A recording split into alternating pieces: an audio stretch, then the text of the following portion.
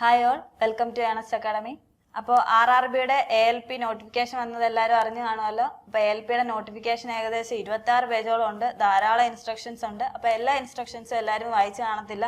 അപ്പോൾ കെയർഫുള്ളി ശ്രദ്ധിക്കേണ്ട കുറച്ച് ഇൻസ്ട്രക്ഷൻസ് ഏതൊക്കെയാണെന്നാണ് നമ്മൾ ഇന്നിവിടെ വീഡിയോയിൽ നോക്കാൻ പോകുന്നത്. ഇപ്പോൾ ഫൈനൽ ഇയർ സ്റ്റുഡൻസ് ബിടെക് ഡിപ്ലോമക്കാരൊക്കെ ചോദിച്ചിട്ടുണ്ടായിരുന്നു നമുക്ക് അപ്ലൈ ചെയ്യാൻ പറ്റുന്നുണ്ടോയെന്ന്. അപ്പം ഇതിൽ ക്ലിയർ ആയിട്ട് പറയുന്നുണ്ട് അപ്ലൈ ചെയ്യാൻ പറ്റത്തില്ല, ഫൈനൽ ഇയർ സ്റ്റുഡൻസിനൊന്നും അപ്ലൈ ചെയ്യാൻ പറ്റത്തില്ല. പിന്നുള്ളത് ഒരു RRBയിൽ ഒരു ആപ്ലിക്കേഷൻ മാത്രമേ അപ്ലൈ ചെയ്യാൻ പറ്റത്തുള്ളൂ. ഒന്നിൽ കൂടുതൽ ആപ്ലിക്കേഷൻ വന്നിട്ടുണ്ടെങ്കിൽ അവരെ ഡിബാർ ചെയ്യുന്നതാണ്. അപ്പോൾ ഫ്യൂച്ചർ എക്സാമിനേഷനെ അവരത് ബാധിക്കും. അപ്പോൾ കെയർഫുള്ളായിട്ട് ശ്രദ്ധിച്ച് വേണം ആപ്ലിക്കേഷൻസ് ഫില്ല് ചെയ്യാൻ.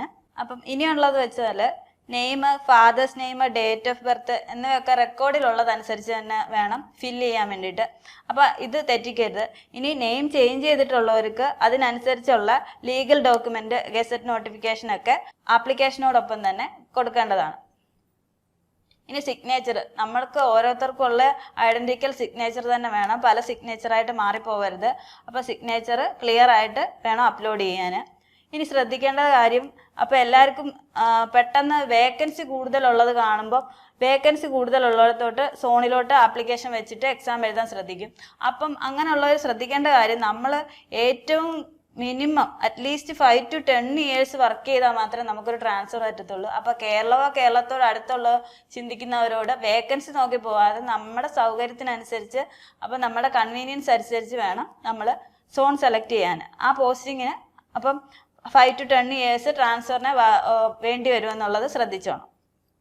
ഇനി സർട്ടിഫിക്കറ്റ് അപ്ലോഡ് ചെയ്യുന്നത് എല്ലാവർക്കും ഡൗട്ടാണ്. സർട്ടിഫിക്കറ്റ് ആപ്ലിക്കേഷനോടൊപ്പം തന്നെ അപ്ലോഡ് ചെയ്യേണ്ടതുണ്ടോ? ഇല്ല, ഡോക്യുമെന്റ് വെരിഫിക്കേഷൻ്റെ സമയത്ത് മാത്രമാണ് സർട്ടിഫിക്കറ്റ് അപ്ലോഡ് ചെയ്യേണ്ടതുള്ളൂ.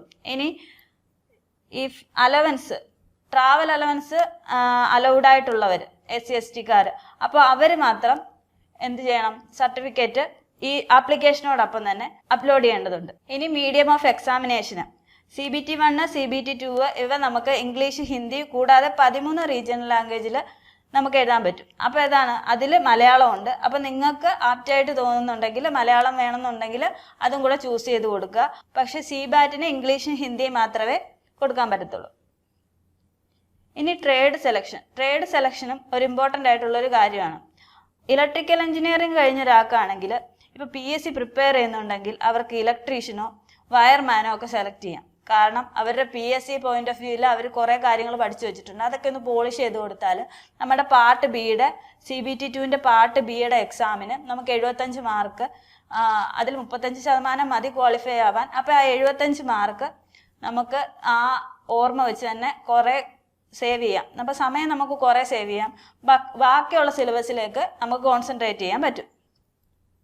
ഇനി ഇലക്ട്രോണിക്സ് എഞ്ചിനീയർമാരാണെങ്കിലും ഇലക്ട്രോണിക്സ് മെക്കാനിക്ക് അപ്പോൾ അവർ ശ്രദ്ധിച്ച് കെയർഫുള്ളായിട്ട് ബുദ്ധിപരമായിട്ട് ട്രേഡ് സെലക്ട് ചെയ്യാൻ ശ്രദ്ധിച്ചാൽ മതി. മെക്കാനിക്കൽ എഞ്ചിനീയർകാരാണെങ്കിലും ഓട്ടോമൊബൈൽ എഞ്ചിനീയറിംഗുകാരാണെങ്കിലും MME ഉണ്ട് അവർക്ക്. പിന്നെ മെക്കാനിക്കൽ എഞ്ചിനീയർമാർക്ക് ഫിറ്റർ, ഇതൊക്കെ PSC വന്നിട്ടുള്ള നോട്ടിഫിക്കേഷൻ വന്നിട്ടുള്ള പോസ്റ്റുകളാണ്. അപ്പോൾ അവർ പ്രിപ്പയർ ചെയ്യാൻ തുടങ്ങുന്നവരും ഒക്കെ ഉണ്ടാവും. അവർക്കൊക്കെ ഇതൊരു യൂസ്ഫുൾ ആയിരിക്കും. പിന്നെ ധാരാളം ട്രേഡുകളുണ്ട്. അപ്പം അവനവന് ചൂസ് ചെയ്യാൻ കഴിയുന്നത്, അപ്പം നമുക്ക് മാർക്ക് സ്കോർ ചെയ്യാന്നാണ് നമ്മുടെ ലക്ഷ്യം. അപ്പം അതിനനുസരിച്ച് പറ്റുന്ന ട്രേഡ് ഏതാണെന്ന് വെച്ചാൽ നമ്മൾ ശ്രദ്ധിച്ച് വേണം നോക്കി സെലക്ട് ചെയ്യാൻ വേണ്ടിയിട്ട്. ഇനി ഫീ പറയുന്നത് ജനറലുകാർക്ക് 500 രൂപയാണ്. അപ്പം അത് CBTയുടെ ഫസ്റ്റ് സ്റ്റേജിൽ തന്നെ 400 രൂപ റീഫണ്ട് ആവും.